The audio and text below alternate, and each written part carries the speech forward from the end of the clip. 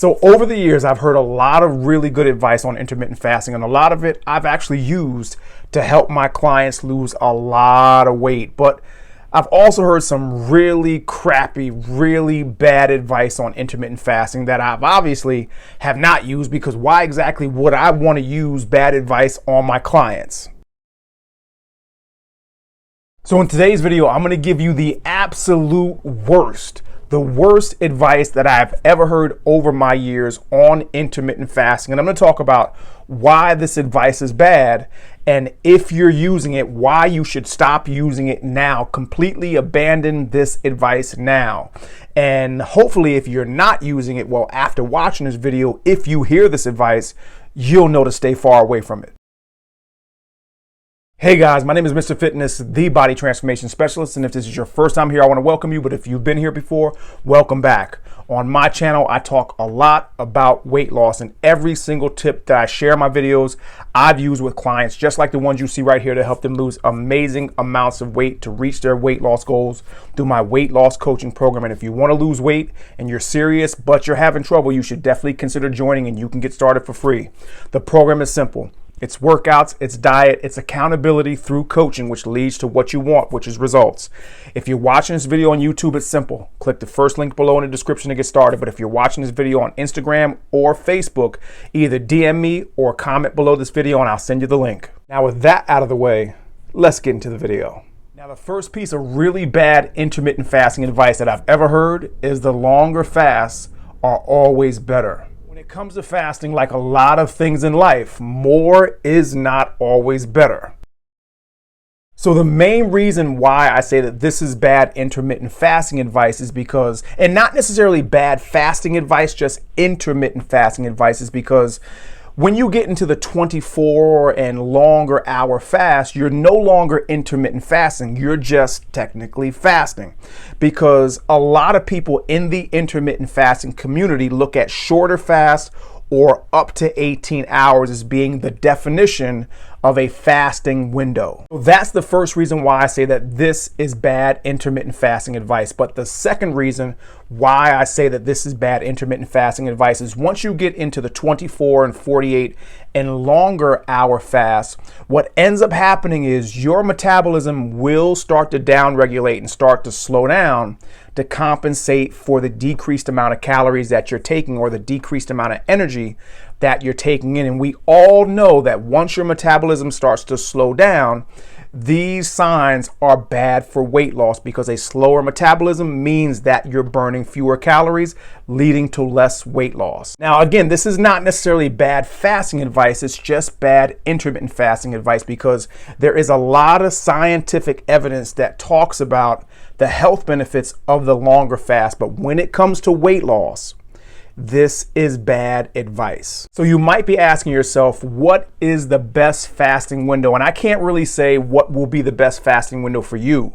What I can say is with all my training clients and all my coaching clients, that I found that the best window for weight loss is somewhere between 14-hour fast and 18-hour fast. So the second really bad piece of intermittent fasting advice that I've heard over the years is that no matter what, you have to stick to your fasting window. Now, although I do agree that it is a good idea to try to stick to some form of a fasting window and try to build some form of consistency and habit around fast in order to make this a long-term successful weight loss strategy.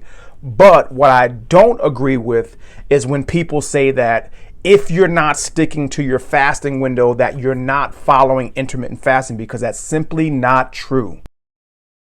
You see, the reality is there's going to be times in your life and during your journey of intermittent fasting that life is going to be unpredictable, and you are not going to be able to follow the fasting window that you set for yourself, and you will need to add in some flexibility to allow you to be able to stick to some fasting window. So don't think that just because you said that your fasting window is going to be this time to this time, and because you can't stick to that now you failed and now you're no longer intermittent fasting. What you may need to do is modify some things. So you may need to change that fasting window by an hour shorter or extend it on an hour in the beginning of it just to make sure that you get the same amount of fasting hours. But just because you don't stick to your actual fasting window that you originally set for yourself doesn't mean that you're not intermittent fasting. So the third piece of really bad intermittent fasting advice that I've heard over my years of implementing intermittent fasting into my clients' diets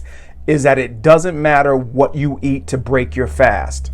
So one of the easiest ways to ruin the weight loss benefits of intermittent fasting is to break your intermittent fast by eating the wrong foods. Remember that the weight loss benefits of any diet, I don't care what type of diet it is, the weight loss benefits of any diet is not just based on the structure of that diet, but it's also based on the quality of the food that you eat within that diet. And I know a lot of people that break their intermittent fast by eating whatever they want to eat, eating all the wrong foods. And here's what I can tell you from working with thousands of clients over my years in this industry and in this business, that the ones that focus on eating the right foods when they break their fast always lose more weight than the ones that don't. And I actually put together a video of the best foods to break your fast with. And what I'm going to do is I'm going to link that below in the description if you haven't already watched it, so you can go ahead and check that out so you can figure out what are the best foods to break your fast with. So the fourth piece of really bad intermittent fasting advice that I've heard over the years is that it doesn't matter how many calories you eat when you're intermittent fasting. Here's one thing I can tell you for sure, and I can pretty much tell you everything on this list for sure because I've worked with so many people, but this one is a huge one because people think because they're not eating all day long that it doesn't matter what they eat, but it also doesn't matter how much they eat, and that is completely bad advice. Now, here's what I do agree with. I do agree with the fact that it is going to be much harder for you to overeat the calories that you would normally eat in unlimited quantities at unlimited times in a day in a shorter window of time. But don't get faked out in believing that because you're eating in a shorter window of time that it is impossible to overeat, because for a lot of people, especially the people that are beginning intermittent fasting, what they do is they try to cram all of their calories into that short window of time, and they end up eating more than they normally would have eaten over the entire day. And you got to remember that a caloric deficit is important for weight loss regardless of what type of diet you're on. I don't care if you're on paleo, keto, carnivore, whatever, intermittent fasting included. A caloric deficit is important if you're serious and if you want to lose weight. And I'm actually going to link another video down below where I talk about how to figure out what the right caloric deficit is for you for weight loss. So if you're interested in finding out what the right caloric deficit is for you for weight loss, and go ahead and watch that video, obviously after you watch this video. And the last piece of really bad intermittent fasting advice that I've heard over the years, and this is probably the worst, is to eat your last meal or eat close to your bedtime. So the majority of intermittent fasting schedules out there go something like this. You're gonna skip breakfast, you're gonna have a late lunch, and then you're gonna eat the majority of your calories later in the day.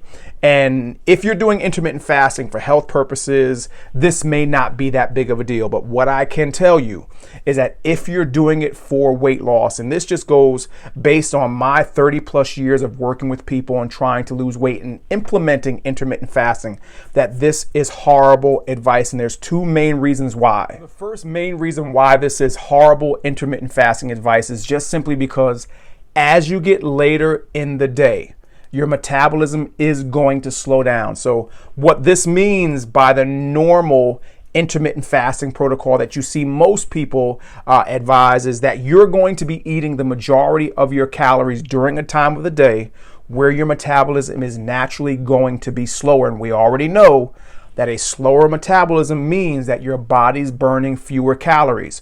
So what does that mean? That means that if you're eating at these times and your body's burning fewer calories, what does your body do with the calories that it doesn't burn?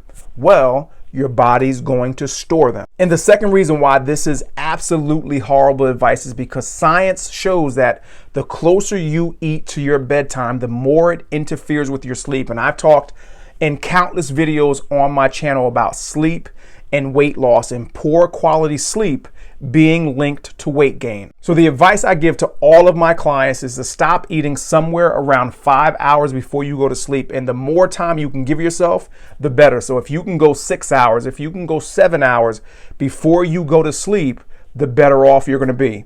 Now, this 5 hours tends to be the sweet spot where my clients can guarantee themselves that they're going to store as little as possible, leading to almost no, if no, weight gain at all. So question, which of the things on today's list are you currently doing and which are you going to start doing?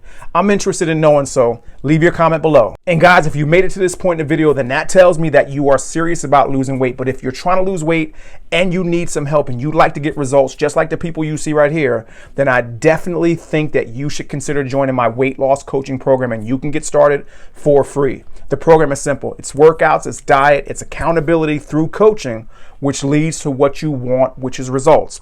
If you're watching this video on YouTube, it's simple. Click the first link below in the description. But if you're watching this video on Facebook or Instagram, either DM me or comment below the video and I'll send you the link. Guys, this is Mr. Fitness, the body transformation specialist. I hope you got something out of the video. I hope you liked it, and I look forward to working with you soon.